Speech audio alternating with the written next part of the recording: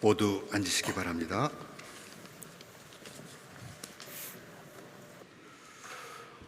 한 주간 편안하셨습니까? 우리 가운데 함께 하시는 하나님의 은총과 평화가 지진으로 피해를 입은 튀르키예와 시리아 사람들에게도 임하시기를 빕니다. 간간히 기적처럼 생활 소식이 전해지고 있지만 지금까지 사망자가 4만 5천 명에 이른다고 합니다.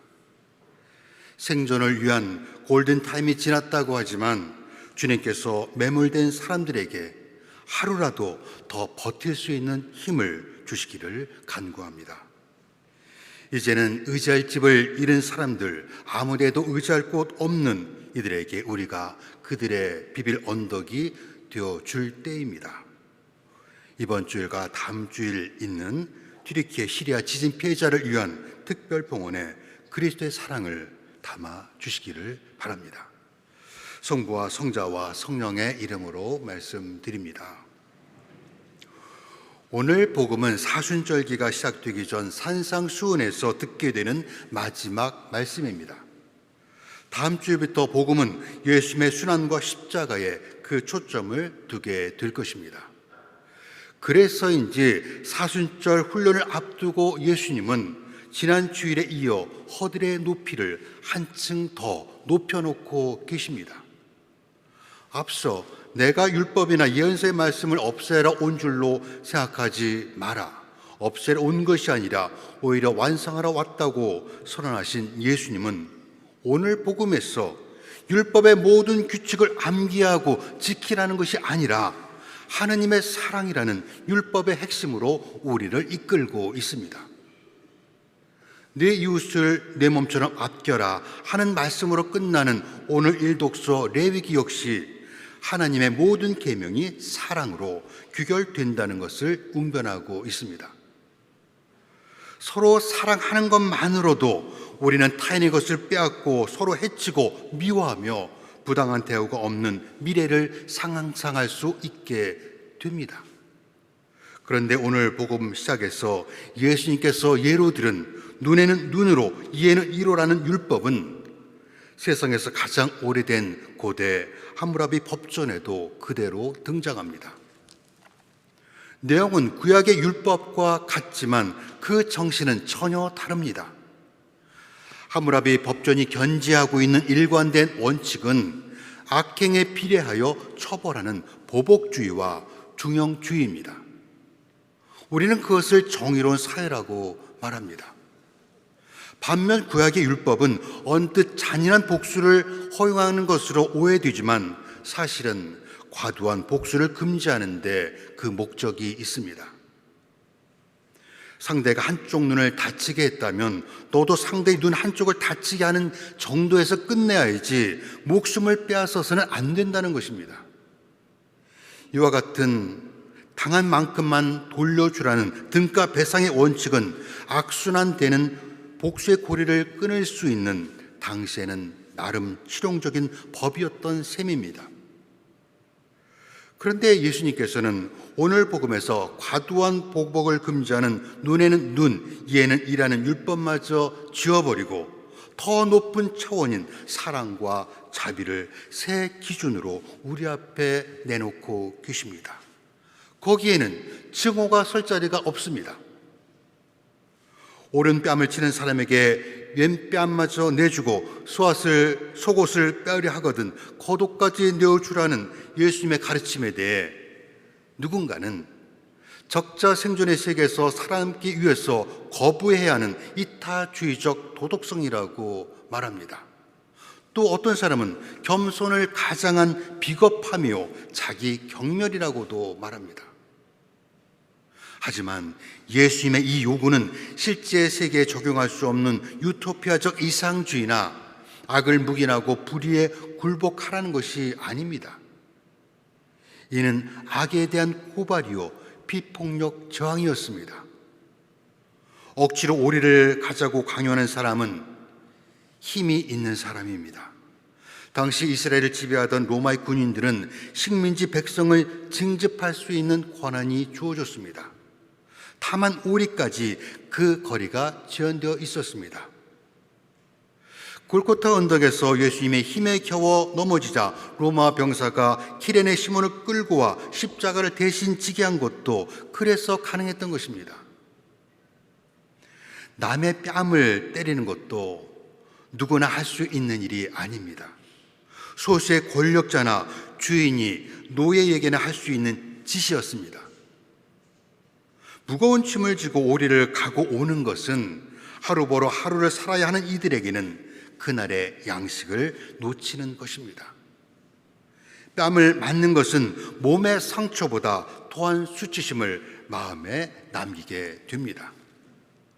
그래서 심리를 더 갖추고 다른 쪽 뺨마저 내주는 것은 그와 같은 부당함을 세상에 폭로하는 일종의 저항 운동이었던 것입니다. 그런데 예수님은 그 차원조차 넘어서 있습니다. 예수님은 십자가 위에서 자신의 손과 발에 못 자라는 사람들을 위해 아버지, 그들을 용서하소서, 그들은 자신들이 하는 일을 알지 못합니다라고 기도하심으로 그 어떤 미움의 감정이나 복수심도 우리 안에 머물 자리를 없게 하셨습니다. 이에 대해 인권운동가 마틴 루터 킹은 어둠이 어둠을 몰아낼 수 없습니다. 오직 빛만이 어둠을 몰아냅니다. 미움은 미움을 몰아낼 수 없습니다. 오직 사랑만이 그렇게 할 수 있습니다라고 말합니다. 그래서 사랑을 묘약이라고 하나 봅니다. 그러나 이를 가정폭력이나 약자에게 가해지는 여러 형태의 억압과 학대에 적용하는 것은 잘못된 것입니다. 오늘 복음의 맥락은 보복과 혐오와 같은 폭력에 가담하지 말라는 것입니다. 그렇다 하더라도 뺨을 때리는 사람에게 다른 쪽 뺨을 내밀고 속옷을 빼앗으려는 사람에게 겉옷까지 벗어주는 일은 우리가 아무리 갈등을 피하고 싶다 해도 따르기 힘든 일입니다. 이 같은 첫 번째 요구도 벅차는 우리에게 예수님은 한 발 더 내디디라고 등을 떠밀고 계십니다. 원수를 사랑하고 너희를 박해하는 사람들을 위해 기도하라. 그래야만 하늘에 계신 아버지의 아들이 될 것이라는 것입니다. 여기서 원수를 사랑하라는 것은 전혀 새로운 율법입니다. 옛 율법인 레위기는 이웃을 사랑하고 원수를 미워하라고 말합니다. 이웃은 동족인 유대인을 의미했을 것입니다. 선한 사마리아 사람의 비유에서 보듯 이방인에게는 이웃이라는 관계는 적용되지 않습니다. 그러나 하느님께서는 악한 사람에게나 선한 사람에게나 똑같이 햇빛과 비를 내려주신다고 말씀하신 예수님은 너희가 완전해지기 위해서는 이웃을 사랑하는 것을 넘어 원수까지 사랑해야 한다고 말씀합니다. 예수님의 이런 요구는 오늘날과 달리 단순하고 감성이 지배하던 예수님 시대에나 적용될 수 있는 것이라고 무시될 수 있습니다. 치열한 경쟁 사회에서 원수까지 사랑할 아량도 여유도 없는 우리는 예수님의 새 계명에서 너무도 멀리 떨어져 있습니다. 우리는 우리를 사랑하는 사람을 사랑하고 끼리끼리 인사하고 이야기하는 것이 더 쉽고 평안합니다. 그러나 우리가 스스로 그어놓은 경계 안에 머물면 차별과 전쟁 그리고 온갖 혐오와 편견은 사라지지 않을 것입니다. 가족과 친구를 사랑하는 일은 누구나 할 수 있는 일입니다. 그러나 예수님은 우리를 쉬운 삶으로 부르지 않으셨습니다. 예수님은 우리를 제자로 부르셨습니다. 원수를 위해 기도하는 것은 그를 미워하지 않는 것보다 훨씬 더 어려운 일입니다. 기도는 더 적극적으로 이웃을 사랑하는 행동이기 때문입니다. 하지만 우리의 기도가 그들의 마음의 변화를 가져오지 못할 것입니다. 그러나 중요한 것은 기도가 우리의 마음을 변화시켜 하나님의 눈으로 그들을 보게 할 것입니다. 그렇게 원수로 여겼던 사람을 이웃으로 볼 수 있을 때 우리는 하나님의 완전성에 성큼 다가서게 됩니다.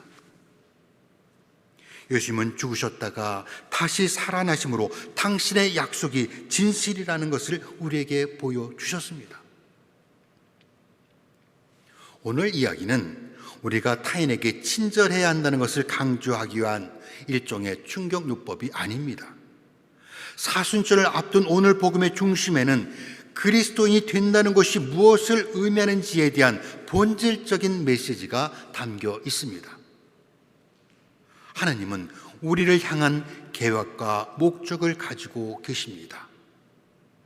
궁수가 쏜 화살은 표적의 중심을 관통해야 하고, 사과나무는 나무를 심은 농부가 목적한 열매를 맺어야 합니다. 마찬가지로 인간을 창조하신 하느님은 우리를 사용하여 당신의 목적을 이루시기를 원하십니다.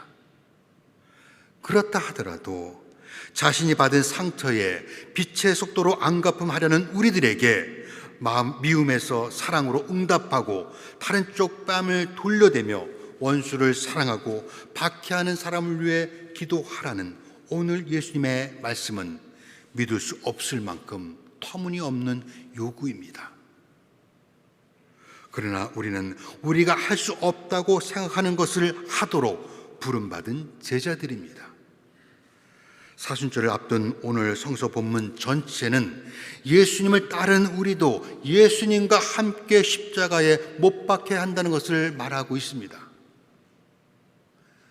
여기 있는 우리 대부분은 주의 기도문과 십계명 정도는 암송할 수 있습니다. 그러나 그것을 실천을 하느냐 하는 것은 다른 이야기입니다. 믿음은 이론이 아니라 우리가 구체적으로 어떻게 살아야 하는지에 관한 것입니다. 예수의 말씀을 듣고 고개를 끄덕이는 것으로 충분하지 않다는 것입니다. 일상을 하나님의 가르침대로, 그분의 방식대로 살아야 합니다. 그런 면에서 오늘 일독서 레위기 19장은 십계명의 반복이지만 훨씬 실천적입니다.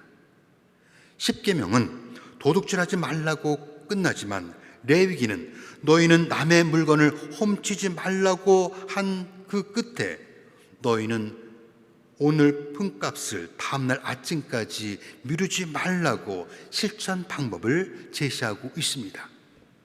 직접적인 절도만이 도둑질이 아닙니다. 남의 권리를 빼앗거나 속이는 사람도 도둑입니다. 레위기 18절에 이웃을 사랑하라는 계명은 예수님의 두 번째 계명과 정확히 일치합니다. 이에 대해 바리사이파 사람들은 누가 내 이웃입니까? 라고 예수께 물었지만 그들도 알고 있었을 레위기 19장은 이웃을 사랑하는 의미를 이렇게 해석하고 있습니다. 너희는 땅의 수확을 거둘 때 어려운 사람 위에 남은 이삭을 줍지 않고 과일을 딸 때 속속들이 뒤져 따지 말며 가난한 사람을 위해 남겨 놓아야 한다.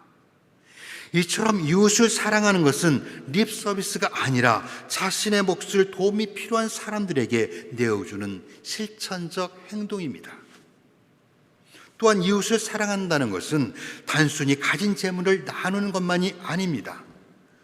레위기 19장은 귀가 들리지 않는 사람 뒤에서 악담을 하거나 앞을 보지 못하는 사람 앞에 걸릴 것을 두지 말며 남 잡을 소리를 퍼뜨리지 말라고 이웃 사랑에 다른 사람의 인격을 존중하고 배려하는 것을 포함하고 있습니다. 마지막으로 앞에 두 계명보다 더 당혹스럽고 터무니없는 예수님의 요구가 이어지고 있습니다. 하늘에 계신 아버지께서 완전하신 것 같이 너희도 완전한 사람이 되라는 것입니다. 또한 레위기에서 하나님은 나 야훼 너희 하나님이 거룩하니 너희도 거룩한 사람이 되라고 말씀합니다. 가당한 이야기입니까? 이렇게 주님은 항상 우리가 할 수 있다고 생각하는 것보다 더 많은 것을 요구하십니다. 하나님처럼 거룩하고 예수님처럼 완전한 사람이 되는 것은 불가능해 보입니다. 우리가 우리에게 잘못한 사람을 용서하는데 몇 년이 걸릴 수 있습니다. 원수를 사랑하는 데는 그보다 몇 곱의 시간이 필요할 것입니다. 아니요, 아예 불가능한 일인지 모릅니다. 예수님은 그 모든 어려움을 부정하려는 것은 아닙니다. 거룩하고 완전해진다는 것은 우리가 마더 데레사나 성 프란시스 같은 성인이 되라고 요구하는 것은 아닐 것입니다. 윤리적으로나 도덕적으로 조금의 흠도 없어야 한다는 뜻도 아닙니다.